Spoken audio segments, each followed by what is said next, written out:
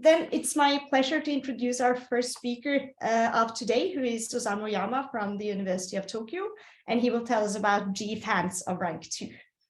Okay, thank you very much. And I'd like to thank the organizers for organizing such wonderful annual meeting and giving me an opportunity to give a talk here. So, okay, my talk is about G-fan of rank 2.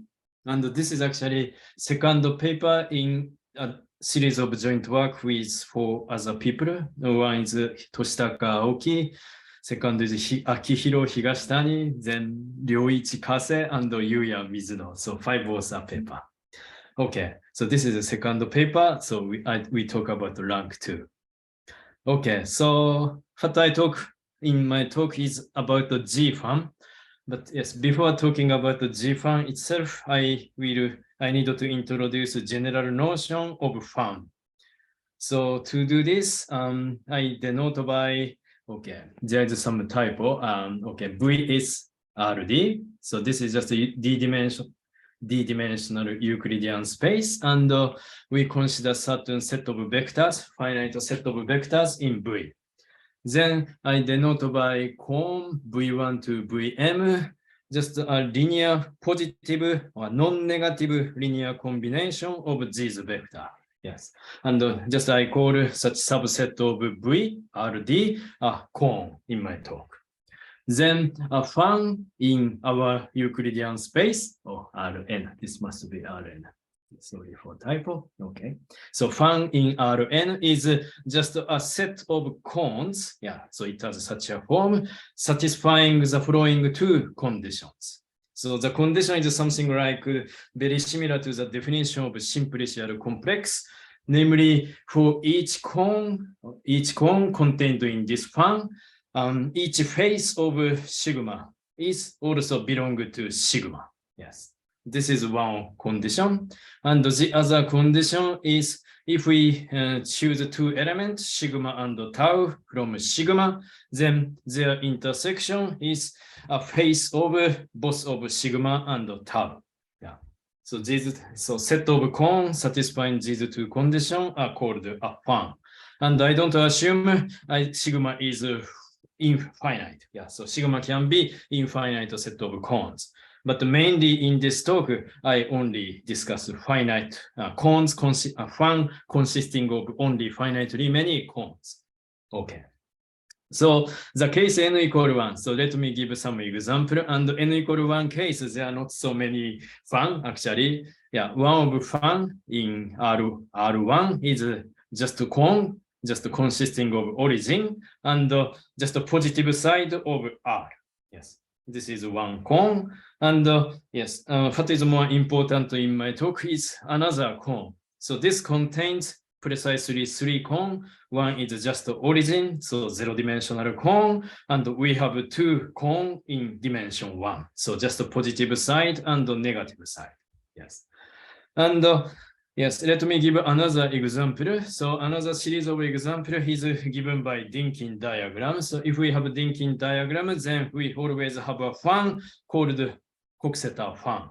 So this is just a picture of a Coxeter fan for Dinkin Dinkin type B3. Yeah, I just omit other type. And let me give a more essential example to my talk. So it is fan of rank 2. So this is, yes, so this picture gives a certain example of fan of rank 2. So they are in R2, yes, and yes, so yeah, just to clarify what is a cone, I also write down certain, how to say, another edge, which does not appear in the definition of fan.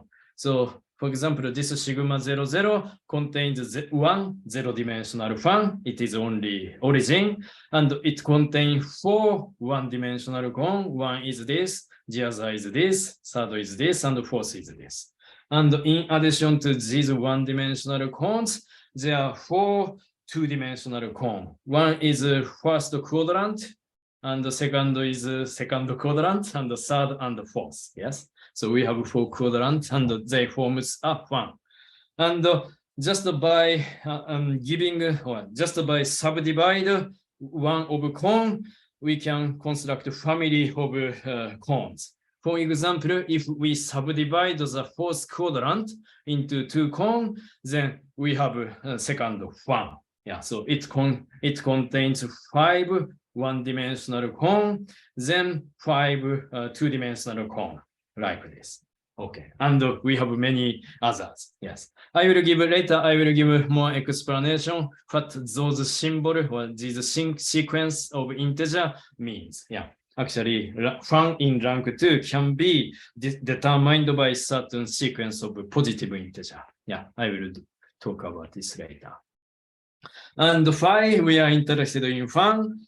Yes, this is because it naturally appears in tilting theory. Yeah. And let me explain how a fun comes from finite dimensional algebra and their tilting theory. So let lambda be finite dimensional algebra over field K. Then I denote by 2p silt lambda the set of isomorphism classes of all basic two-term pre-silting complex in the bounded homotopy category of projective lambda modules. Yeah. So in other words, so yeah, 2p silt lambda consists of such two-term complex. So yeah, it has only at most 2 non-zero terms, and both u-1 and u0 are finitely generated projective modules. So, and pre-silting property means in the homotopy category, there is no homomorphism from u to the u shift by 1. Yeah. So this vanishing condition is the definition of pre-silting, and this form, such a form, is a definition of two-term. And yes, what is the most important example of two pre-silting complex is two-term silting complex. It is just a two-term pre-silting, satisfying that the sick closure of U is for homotopy category of projective lambda modules. Yeah. So U satisfying those conditions are called silting complex, two-term silting complex. And actually, if we choose a two-term pre-silting complex U and we decompose it into a direct sum of indecomposable object in the homotopy category, then it naturally gives us a cone, yeah, in the Grothendieck group of lambda. Well, yeah, real Grothendieck group in the sense that we took tensor product of Grothendieck group over Z with real number. So this is actually Euclidean space with the dimension is given by the rank of algebra. Yeah. And the cone corresponding to two-term pre-silting complex is just cone generated by the class of each indecomposable direct summand. Yeah. So in this way, we have a cone associated with two-term pre-silting. Then, yeah, it is not quite difficult to immediate from result in tilting theory that if we consider the set of all cones associated with two-term pre-silting complex, then it gives us a fun. Yeah. Of course, yes, in general, there are infinitely many two-term pre-silting complex. Therefore, this fun can be infinite. Yeah, there could be infinitely many cones in this fun. And if we assume it is finite, or if we assume lambda is G finite in the sense that the set to silt lambda is finite, then yeah, it is known that this fun recover the Hasse quiver of the poset consisting of two-term silting complexes. Yeah. So in this sense, the fun of yes, actually, yes, I didn't explain what is G fun. So this fun is called the G fun of algebra lambda. Yeah, so this is a definition of G fun. And actually, the G fun have many information, a lot of information about the tilting theory of lambda. And yeah, for example, we can completely recover the Hasse quiver of two-term silting complex from the fun. Yeah, so there are many other nice information contained in sigma lambda, but I don't have time to explain it. And let me give just one example due to Mizuno. So if, for example, if pi is a preprojective algebra of Dynkin type, then the corresponding G fan is coincide with the Coxeter fan I mentioned before. Yeah, associated with the given Dynkin type. Yeah. So in this sense, yeah, G fan contains many important examples of fan. Sorry? Just a brief reminder. Now you have approximately 1 minute left. Okay. Oh, okay. Sorry. Yeah. Yes. Oh, yes. Sorry. Yes. Then let me speed up. Yes. Then my problem. Okay. Problem I will discuss is that which fan. Yes. A fan is very abstract notion, and which fan can be realized as a G fan of finite dimensional algebra. Yes, and actually, there is many necessary conditions for a fan being G fan. For example, it have to be non-singular in the sense that all maximal cone contained in sigma is generated by Z basis of Zn in Rn. Yes, this is one necessary condition, and also the knowledge of G vector of silting complex explains that. Yes, G fan must be sign-coherent. Sign-coherent means it is non-singular, and yes, there is one special cone in sigma, maximal cone, such that it's minus one minus sigma plus also is contained in sigma, and moreover, every cone contained in sigma must belong to certain quadrant. Given by those basis vector. Yeah, so it is explained this.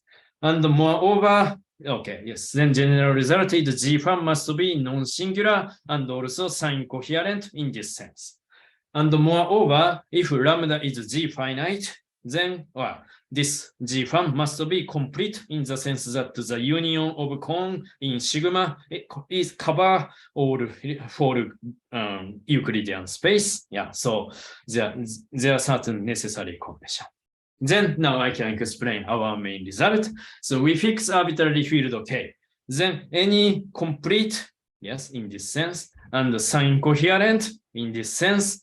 And yeah, sign coherent assumes also non-singular. So such a fan in R2 it can be realized as a G fan of certain elementary K algebra. Yeah, elementary K algebra just mean lambda over radical is isomorphic to a product of K. Yeah, and yes, actually, yes, proving this theorem, we need main theorem follows from 3 fundamental results. One is gluing theorem, and the other is so-called rotation theorem and subdivision theorem. Yeah, I don't have time to explain these 3 theorems in detail, but what they mean is that basic operation in the level of fan can be realized in the level of finite dimensional algebra.